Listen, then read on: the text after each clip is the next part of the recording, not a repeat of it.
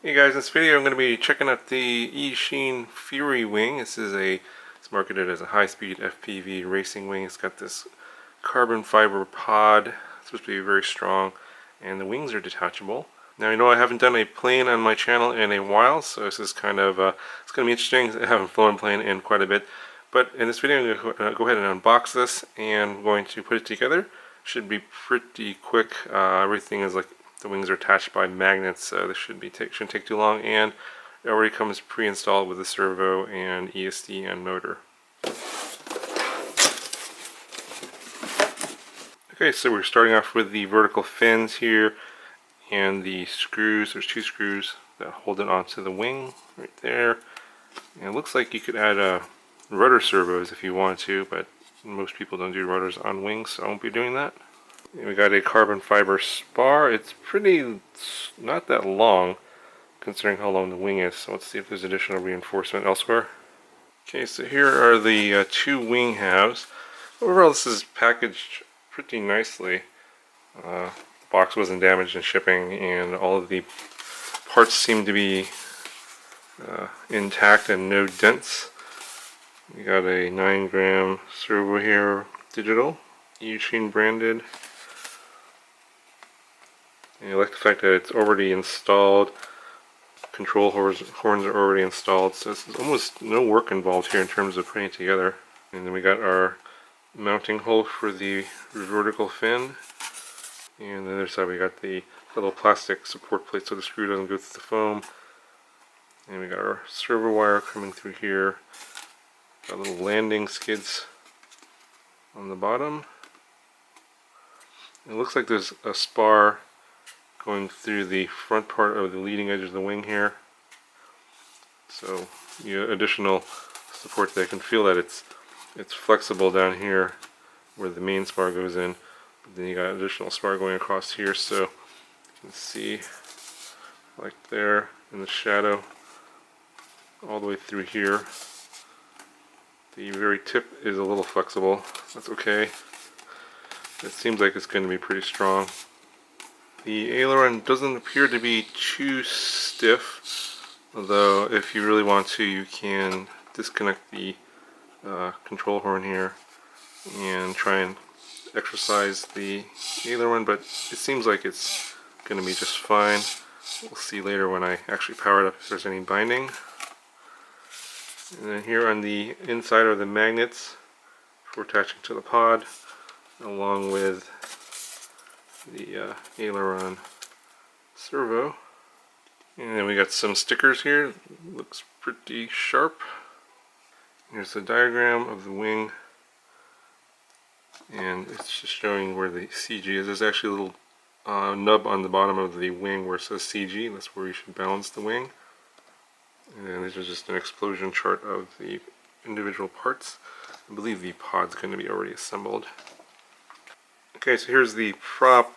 It's just 6x4.5. Not sure if that'll show up in the camera. There you go. Pretty basic.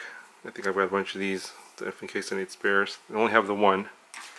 Here's the pod, and you got everything's already installed here. You've got a 2216 motor, and it's a 2000 kV. Okay, so here's a look at the pod. It's all carbon fiber. This kind of reminds me of a mini quad, if you kind of look at it this way. And it's all assembled. Got a little FPV camera section here. You're going to put your HD camera up on top. And you got an ESC down there with a BEC. It comes with an XD60 connector. And it looks like it's a 40 amp. Pretty beefy. You got a little tray here for your battery. I think I'm probably going to use a 1500 4S battery for this. I'll do 3S or 4S, but I'm going to go with a bigger battery. I have a lot of 4S mini quad batteries. You got your little magnets here for attaching your wing. I wonder how strong that's going to be. Obviously in a crash you want the wings to detach, but not in the air obviously. And this is the underside of the pod. This will come together pretty nicely. Go ahead and I'll put this together. Okay, so the first thing we want to do is attach the vertical fin to the main wing. Just going to go in like so. And this is really tricky to do on camera, so I'm going to just put the screw in here and screw it on. Okay, so that's what it looks like attached. It's a little tricky getting that screw in there. It doesn't seem like it wants to go all the way through, so you're going to have to, I had to like kind of push it in pretty hard. Okay, next you want to fish the servo cable through the pod before you put the main spar in. So I believe it's going to go through this larger hole right here. And the wing should just snap right in. Doesn't seem to be that strong.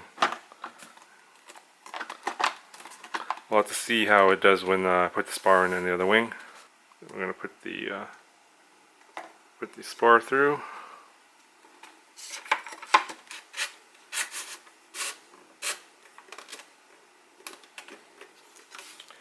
Okay, now it's actually holding now. It's not flopping around. It's got a spar there.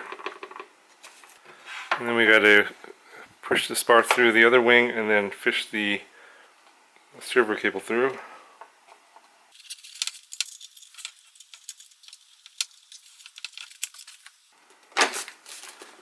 Okay.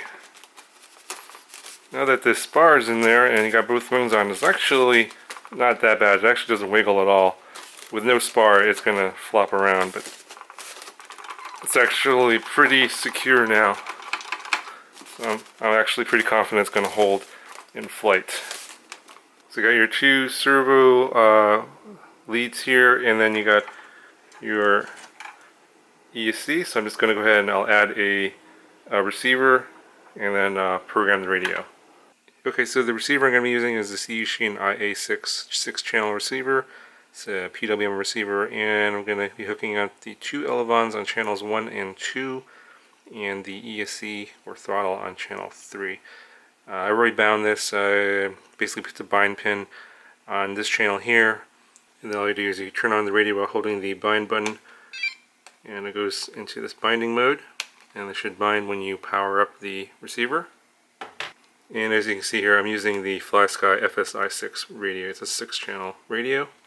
One thing you want to make sure you do is you want to do an ESC calibration before you take this to fly. So basically you take, with your radio turned on and your throttle all the way up, you obviously with the prop off, plug in the battery, and then you can hear some tones. I'll just go ahead and do it. I'll show it to you again. Okay, so with the throttle all the way up, I'm going to plug in the battery.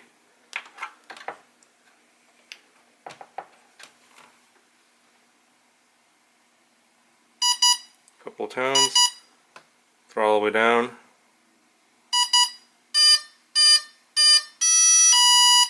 And it should be initialized. Okay, next we want to set up the elevon mix in the radio. Right now, when we do we move the elevator and aileron, they're separated. So I'm going to show you how to do this in the FlySky radio. There's probably other videos on here, but this is pretty easy to do. You go into your system settings, go to setup, and you want to go to elevon.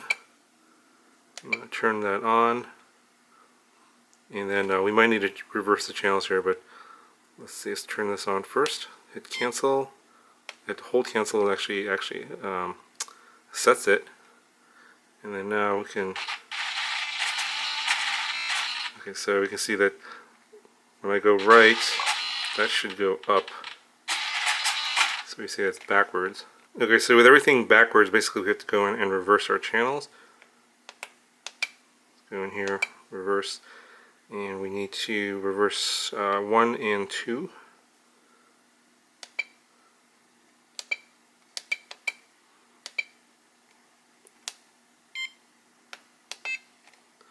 And now, you can see that elevator works, and right goes right, left goes left. I'm going to go ahead and set up some dual rates and some expo. And I'm going to set it up on a switch. So we got I have this set up as channel 5. So we have normal mode and sport mode. So the up position is normal, the down position is sport. So I'm going to leave sport at 100%, and I'm going to change the normal for channel 1. So I'm going to lower the rate to say, let's say 70%, and then I'm going to add some expo. Can add about 50% expo. And for sport mode, it'll be at 100% rate, but then I'm gonna add more expo here. Maybe 65%. Then we gotta do the same thing for channel 2. Okay, channel 2, and in sport mode, set the same expo. Then we'll go back to normal mode and lower the rate. I think it was 70% and expo 50%.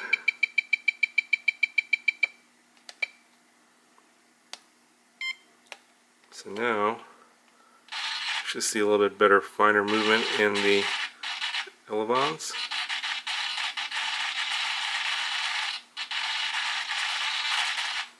So that's my max in basically low rates. And you can see when I go to high rates it goes up a little more.